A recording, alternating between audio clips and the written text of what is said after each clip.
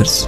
B2 के अंदर high tech ECM systems लगे हुए हैं जो पहले ये देखते हैं कि दुश्मन के रेडार की क्या फ्रीक्वेंसी है, फिर उसी फ्रीक्वेंसी पे झूठे सिग्नल्स भेजते हैं जिससे रेडार पर B2 की गलत लोकेशन शो होती है, या फिर 20 अलग अलग लोकेशंस पर B2 नजर आने लगता है जबकि असल में वो सिर्फ एक जगह ही होता है।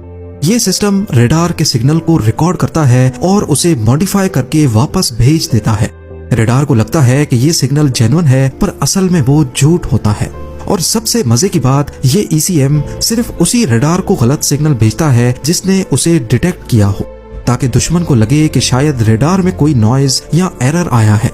अगर तमाम ही रेडार्स में गलत सिग्नल भेजे जाएंगे तो दुश्मन को शक हो सकता है।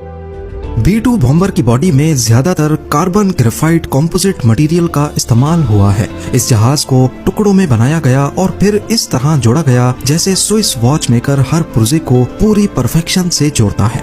अब आते हैं इसके पे लोड पर। ये हैरानकुन तौर पे 18,000 kg का बारूदी मवाद उठा सकता है, यानी करीब 15 गाड़ियों का लोड।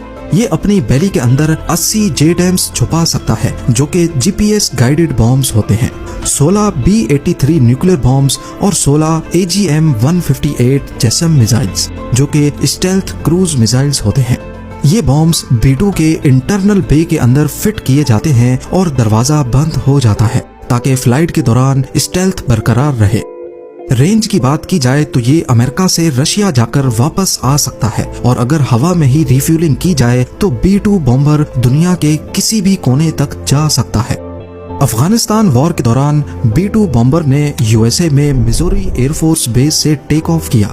9,500 किलोमीटर का फासला तय करके अफगानिस्तान में बॉम्बिंग्स की और बिना लैंड किए वापस चला गया। इस दौरान बीच में सिर्फ एक मिड एयर रिफ्यूलिंग की जरूरत पड़ी। इस पूरे मिशन में B2 बॉम्बर लगातार 45 घंटों तक फ्लाई करता रहा और किसी एक भी रडार पर यह नमूदार ना हो सका।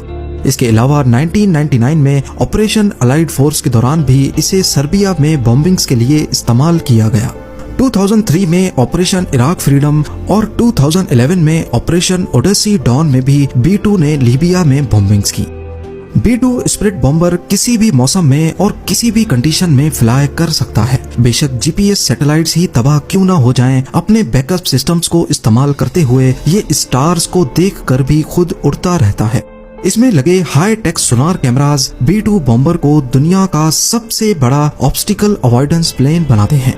ये अपने आप टेरेन को आइडेंटिफाई करके उसके हिसाब से फ्लाई करता रहता है। अब क्योंकि ये एक बहुत बड़ा विंग है और इसमें कोई टेल, रडर या